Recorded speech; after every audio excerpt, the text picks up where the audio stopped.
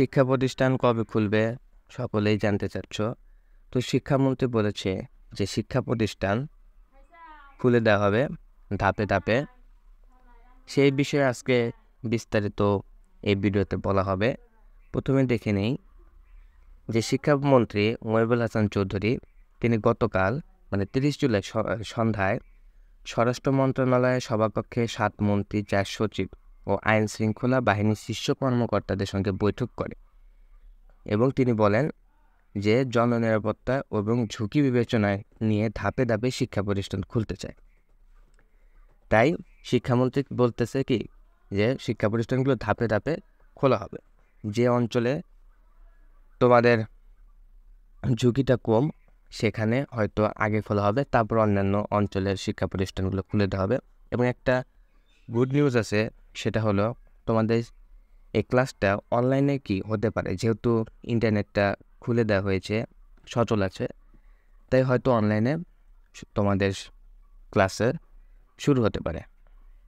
এরপরও শিক্ষামন্ত্রী বলেন যে শিক্ষা প্রতিষ্ঠান খোলার প্রশ্নে আমরা বারবার বলছি সবার আগে জননিরাপত্তা বিষয়টি বিবেচনা করতে হবে। যেহেতু এখানে নিরাপত্তার বিষয়টি আসছে, তাই শিক্ষামন্ত্রী সকল কর্তৃপক্ষের সঙ্গে আলোচনা করে ধাপে ধাপে শিক্ষা প্রতিষ্ঠানগুলো খুলতে চায়। প্রথমে হয়তো প্রাথমিক বিদ্যালয়, তারপরে মাধ্যমিক বিদ্যালয়, এভাবে সকল প্রতিষ্ঠানগুলো কি খুলে দেওয়া হবে। এগুলো তোমাদের সময়ের সাথে কি জানিয়ে দেওয়া হবে। এছাড়াও এইচএসসি পরীক্ষা কখন হবে সেটাও যথাসময়ে জানিয়ে দেওয়া হবে। তোমরা জানো যে 4 তারিখে তোমাদের কিন্তু এইচএসসি পরীক্ষা আছে।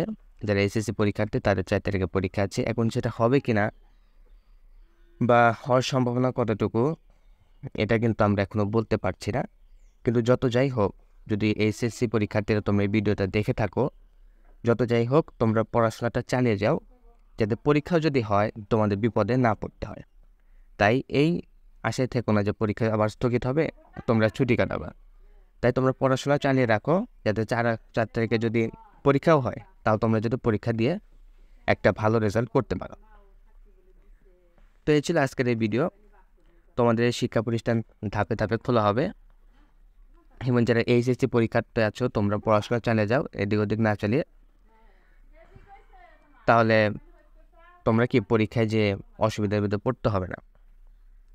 আশা করি তোমরা বুঝতে পেরেছো এবং ইউটিউব চ্যানেলটা সাবস্ক্রাইব করে রাখতে পারো পরবর্তী আরও আপডেটের জন্য।